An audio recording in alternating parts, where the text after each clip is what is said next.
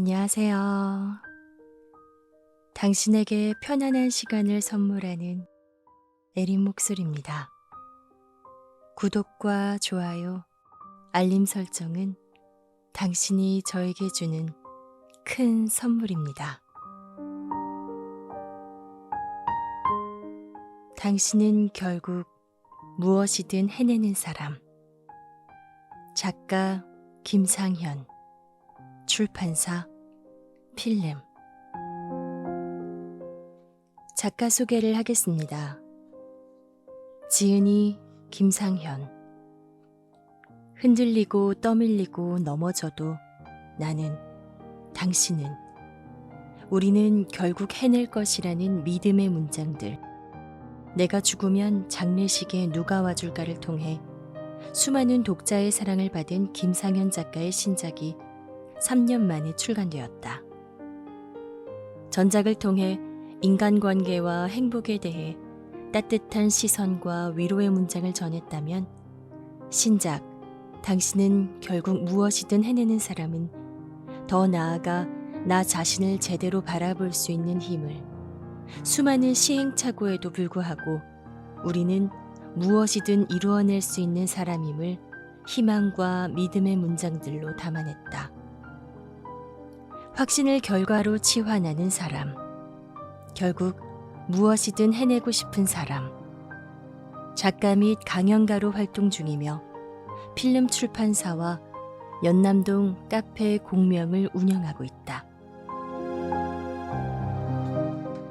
에린 목소리와 함께 떠나는 수다 여행. 책의 본문 내용으로 바로 들으실 분들은 타임라인과 댓글창에 시간을 표시해 두었습니다. 여러분은 살면서 어떤 이야기들을 가장 많이 들으면서 살아오셨나요? 저는 에린이는 에너자이저야, 분위기 메이커야, 이런 이야기들이 떠오르는데요. 그 중에서 지난 배우 생활 동안 가장 기억에 남는 말은 함께 작품을 같이 했던 김시번 연출님께서 제게 해주셨던 말씀입니다. 저 배우는 무대에서 책임을 지는 배우야. 뭘 맡겨도 믿음이 가도록 해내는 사람이야. 그 이야기를 다른 사람의 입을 통해 듣게 되었는데요. 그 말씀이 배우 생활을 하는 내내 큰 힘이 되어 주었답니다. 그리고 진짜 그런 사람이, 그런 배우가 되려고 노력을 했던 것 같아요. 잘 되진 않았던 것 같지만. 그래서 이 책이 저에게 더 와닿는 의미 있는 책으로 다가왔답니다. 제목부터 힘이 나게 해주는 당신은 결국 무엇이든 해내는 사람. 저는 속도가 굉장히 느려요. 나쁘게 말하자면 게으른 거죠. 그래서 뭘 시작해도 발동도 늦게, 오래 걸리기도 한답니다. 또 해보지도 않고 혼자 판단하고 작고 사소한 일들 때문에 상처받고 속상해하고, 그래서 그날 하루 일정이 다 꼬여버렸다고 생각하고 포기해버리고, 하루를 망쳐버렸다고 생각해버리기도 하고, 그런 날이 있을 때도 많았죠. 하지만 결국 그런 감정이 드는 이유는 내가 그렇게 생각을 하기 때문인 것 같아요. 아무리 일이 꼬이고 잘 풀리지 않아도 방법이 있겠지. 액땜했다. 오늘 더 좋은 날이 되려고 이러는 거야. 이렇게 생각해버리면 결과는 완전히 달라지는 것 같아요. 그럼 정말 좋은 일들이 일어나고 더 활기차지고 또 지나고 보면 하려고 했던 것들을 결국 해내게 되고, 생각을 전환하면 결과는 크게 바뀌는 것 같아요. 물론 긍정적인 생각을 하는 것 자체가 쉽지만은 않은 일이지만 계속 좋게 생각하고 좋은 생각만 계속 하다 보면 그런 생각들의 믿음이 바탕이 돼서 정말 행운이 찾아올 것이라고 그렇게 믿습니다. 여러분도 속도가 안 나고 느리고 질척거리는 느낌이 있어도 절대 지치지 말고 끝까지 붙잡고 있어 보세요. 그러면 결국 해내실 거예요. 이 말씀 드리면서 저도 다시금 마음속 깊이 문장을 새겨 넣을게요. 우리가 하는 모든 일들은 된다고 믿으면 정말 그렇게 된다고 합니다. 잘 되고 있다고, 옳은 길로 가고 있다고, 그럴 수 있다고, 다 잘 된 것이라고 말이에요. 결국 그렇게 믿으면 그렇게 됩니다. 행운 역시도요. 그럼 지금부터 본문 내용의 일부 낭독을 시작하겠습니다. 편안한 시간 되세요.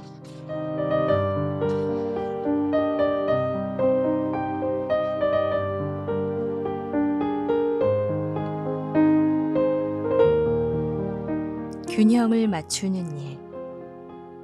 다리를 다친 이후 꾸준한 재활을 통해 어느 정도 무리 없이 걸을 수 있을 정도가 되자 퇴원을 할 수 있었습니다.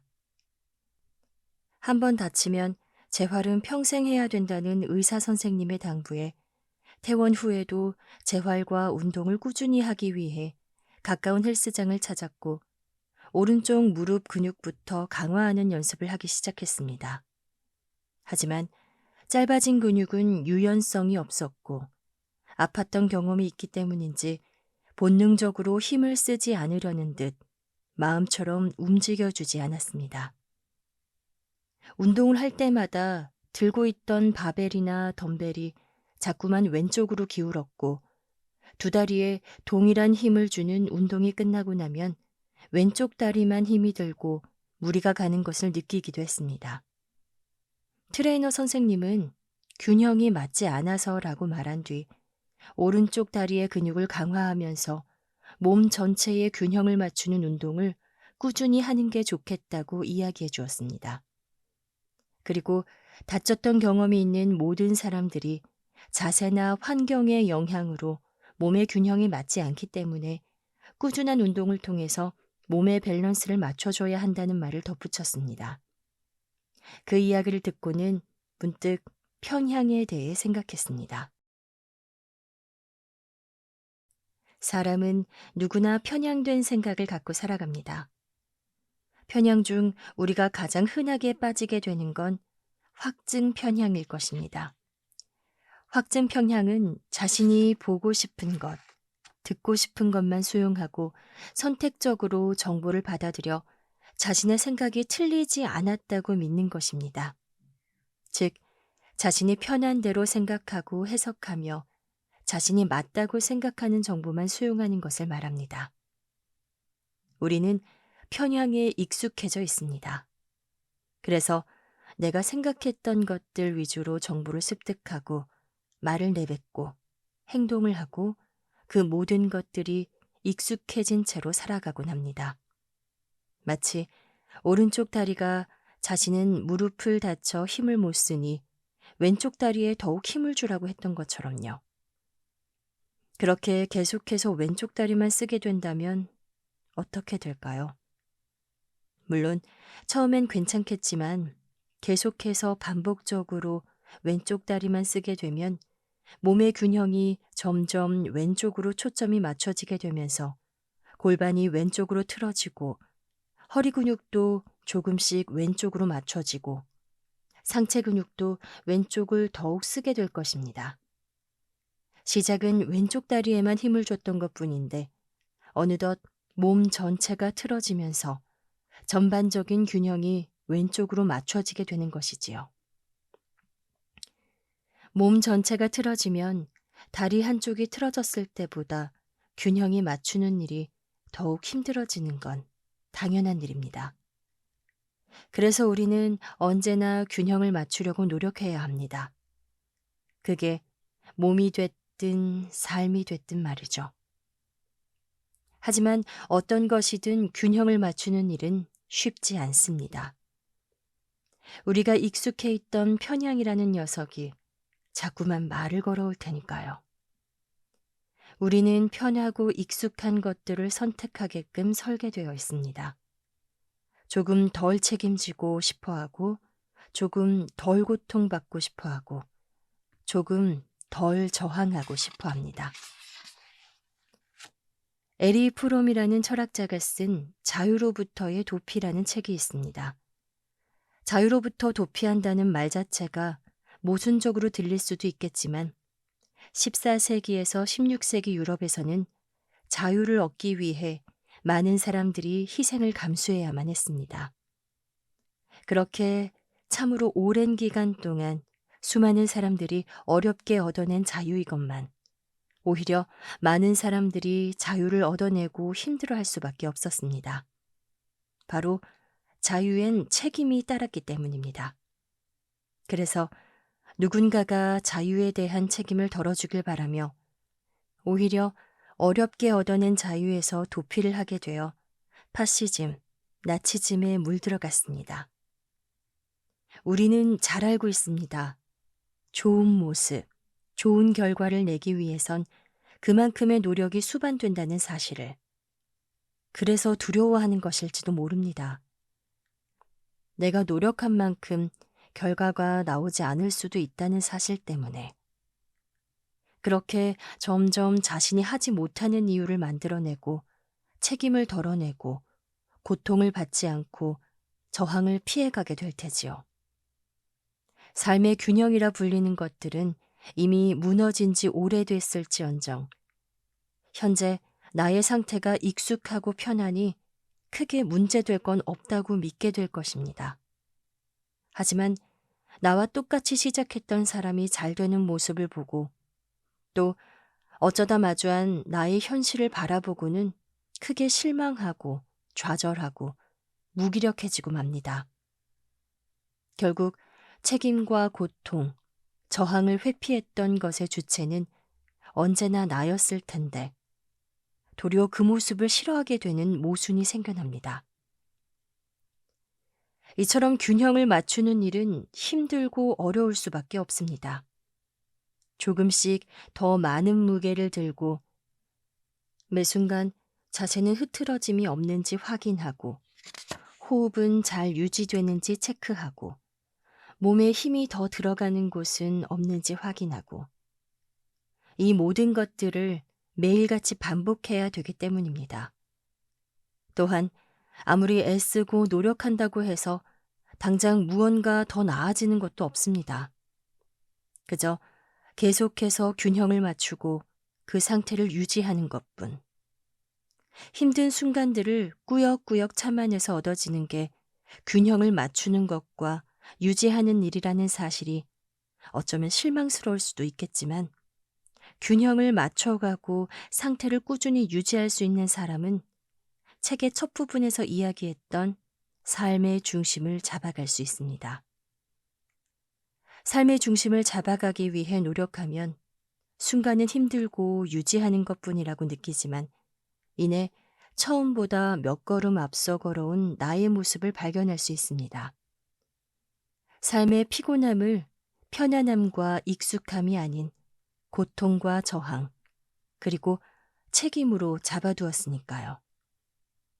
내가 무언가 해내고 싶고 하고 있는 중이라면 분명 고통스러운 순간도 있을 것이고 내가 가는 길을 막아서고 방해하는 존재도 나타날 것입니다.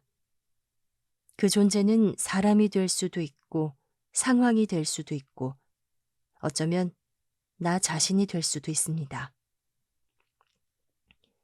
불안, 시기, 질투, 고통, 두려움, 힘듦, 고난 등 나를 방해하는 요소는 다양한 모습으로 찾아올 것입니다.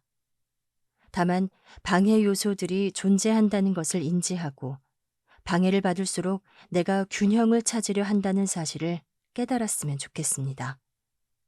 그 모든 것들과 맞닥뜨렸을 때 내가 올바른 길로 걸어가고 있구나, 혹은 내 삶이 균형을 찾아가고 있구나 라고 생각해 보는 건 어떨까요? 저는 효율이라는 단어를 참 좋아합니다.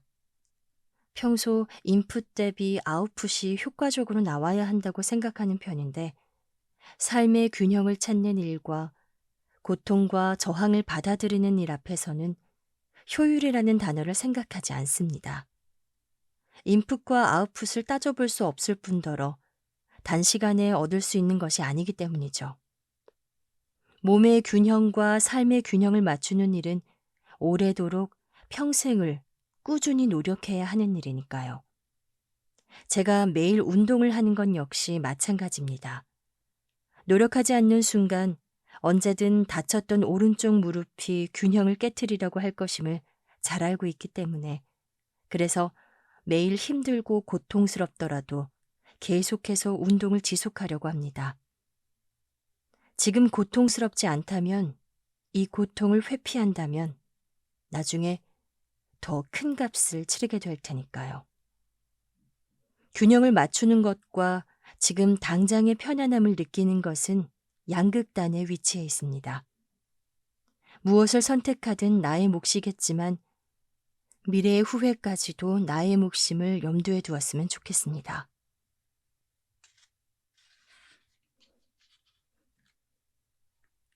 불행을 극복하는 방법. 전 세계적으로 들이닥친 팬데믹은 누구에게도 예외는 없었고, 함께 온 경제적인 타격은 이거 진짜 망했구나 라는 생각까지 들게 만들었습니다. 실제로 적자가 매달 수천만 원씩 나고 있었던 상황. 엎친 데 덮친 격으로 좋지 않은 일들이 많이 발생했는데, 그 순간 제가 할 수 있는 건 어떻게든 이겨내보자. 지나갈 거야 분명. 이라는 다짐으로 꾸역꾸역 버텨내는 것뿐이었습니다. 그렇게 2년 가까이 한 달에 몇 천만 원씩 적자를 보니 어느새 이겨내보자는 생각도 더 이상 들지 않았고, 어쩌면 이대로 지나가지 않을 수도 있겠다는 불안감이 커지기 시작했습니다. 하지만 코로나가 시작되고 힘들었던 사업은 현재 어느 정도 숨통이 트인 상태가 되었고, 다행히도 상승세를 그리고 있습니다. 그 과정에서 극심한 불안과 무기력을 극복해내며 성과를 얻을 수 있었던 방법을 공유해 볼까 합니다. 불행에 먹이를 주지 않는다. 저는 정말 힘들고 불행한 순간이 찾아오면 불행은 아무런 힘이 없다고 생각하곤 합니다. 결국 불행에 먹이를 주고 힘을 준 건 나였을 테니, 불행이라는 녀석을 더 키우지 않으려면 불안이나 걱정과 같이 불행이 좋아하는 먹이를 더 주지 않으면 되는 겁니다. 혹시 회복 탄력성이라는 단어를 들어보셨나요?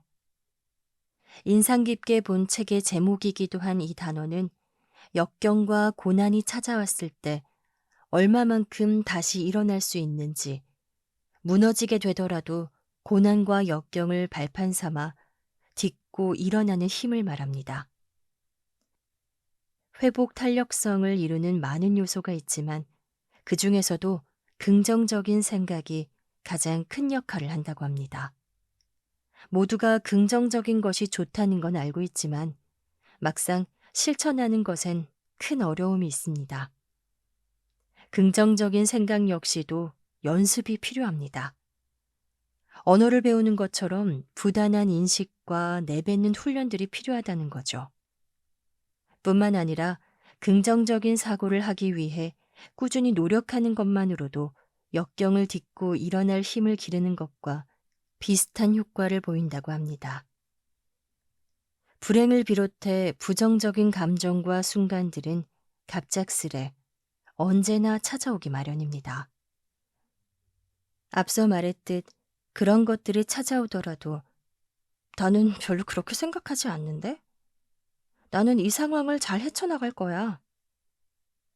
지금 이 상황에서 내가 할 수 있는 건 무엇이 있을까? 와 같은 긍정적인 생각만이 우리를 부정 속에서 벗어나게 해줄 수 있을 것입니다. 자신을 무한한 긍정 속으로 빠뜨리는 것. 어쩌면 다가온 불행과 힘듦을 대처하는 하나의 방법일 것입니다. 끊임없이 움직이며 나만의 패턴 만들기. 정신과 건강은 하나로 연결돼 있다는 연구 결과가 있습니다. 실제로 뇌에서는 신체적인 고통을 처리하는 곳과 정신적인 고통을 처리하는 곳이 같다고 합니다. 심지어 마음이 아픈 사람에게 타이레놀을 몇 주간 복용하게끔 했더니 심리적 불안과 상실감이 복용하지 않은 사람보다 완화됐다고 합니다.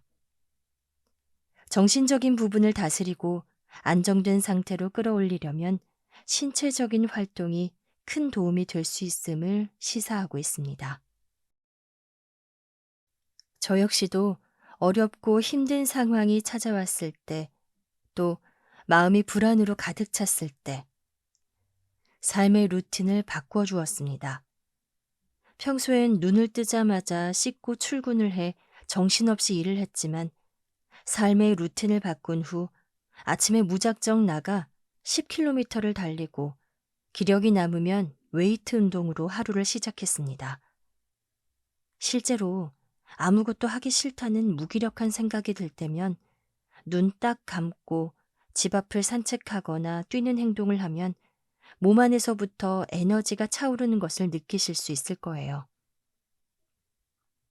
처음 2주간은 정말 힘들었습니다.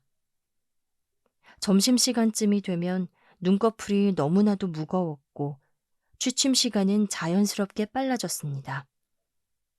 운동을 하기 전엔 밤만 되면 이런저런 생각이 많아져서 말똥말똥한 눈으로 새벽 3, 4시까지 잠에 들지 못하는 경우가 많았고 늦게 자다 보니 당연히 다음 날에 영향을 줄 수밖에 없었습니다.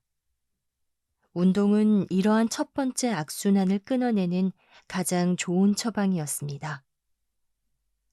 몸을 움직이는 건 규칙적인 삶뿐만 아니라 스스로에 대한 기대감, 그리고 무엇이든 할 수 있겠다는 자신감까지 가져다 주었습니다.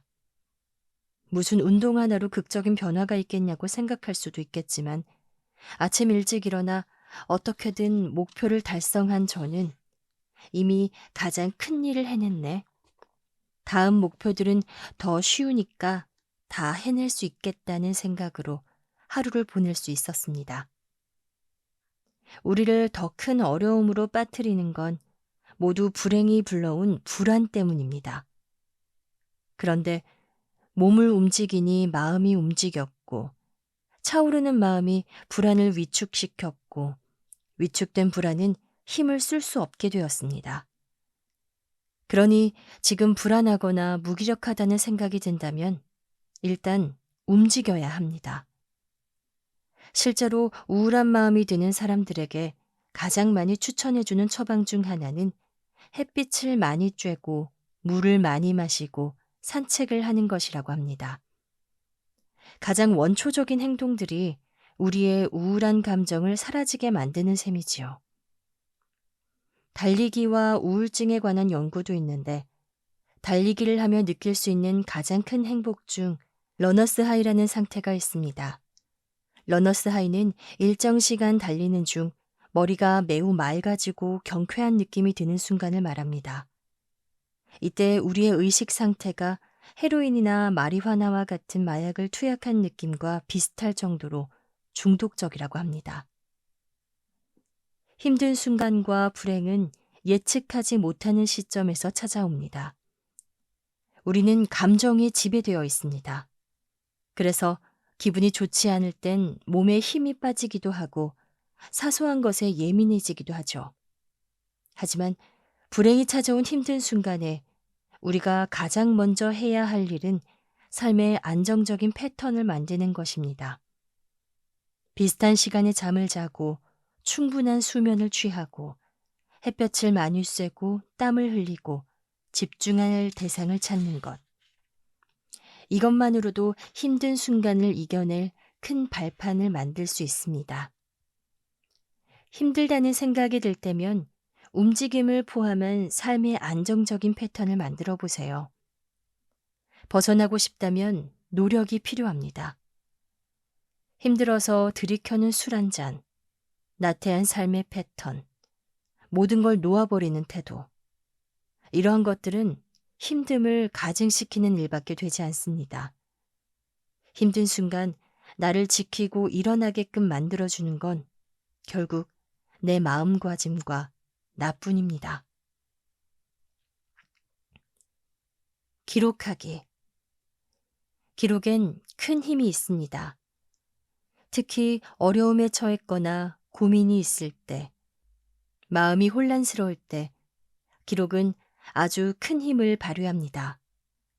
생각은 빠른 속도로 흐르며 금세 다른 생각으로 연결되곤 합니다. 가만히 10분간 앉아있더라도 머릿속에 수만 가지 생각들이 금세 가득해지는 걸 보면 쉽게 이해가 갈 겁니다. 이렇게 빠른 속도로 흘러가는 생각만으로는 지금 내 마음이 어떤지, 원하는 게 뭔지, 어떻게 하는 게 옳은지에 대해 결정하는 게 쉽지 않습니다. 너무 빠르게 지나가 내가 어떤 생각을 했는지 놓치기 십상이니까요. 기록을 한다는 건 이처럼 빠르게 스쳐 지나가는 생각들을 붙잡는 것과 같습니다. 그렇게 지나가는 생각들을 하나씩 적어 내려가다 보면 어느 순간 하나의 지점으로 생각이 모아지고 연결되고 있음을 깨닫게 될 것입니다. 실제로 저는 고민거리가 생기거나 불안한 상황 또는 부정적인 감정이 들 때면 지금 내가 하고 있는 생각들을 쭉 적곤 합니다. 키워드 형태로 적기도 하고 문장 형태로 적기도 합니다. 그렇게 적다 보면 몇 가지 연결 지점들을 발견하게 될 때도 있고 써내려가며 이미 마음을 토해낸 것과 같은 효과를 느낄 때도 있습니다. 불안하고 무기력한 상황에 빠졌을 때엔 그런 생각과 고민, 마음을 알아차리는 것만으로도 큰 도움이 될 것입니다. 그리고 어쩌면 그 과정에서 해결의 실마리를 찾게 될 테고 생각 속에선 거대했던 것들이 막상 기록을 통해 꺼내놓고 보니 불안이라는 녀석이 고민과 상황을 부풀려 놓았다는 걸 명확히 알게 되기도 합니다. 세상은 어쩔 수 없는 것과 할 수 있는 것으로 구성되어 있습니다. 벌어진 일들, 지나간 일들은 후회해도 돌이키거나 물을 수 없습니다. 어쩔 수 없는 것입니다. 하지만 내 마음을 다잡는 방법은 무엇인지, 똑같은 실수를 반복하지 않을 방법은 무엇인지, 내가 할 수 있는 것이 있습니다. 결국 중요한 건 어쩔 수 없는 것이 아니라 내가 지금 이 순간 할 수 있는 것에 집중하는 것입니다. 그것만이 당신을 불행에서 극복해 줄 수 있는 힘이 될 것입니다.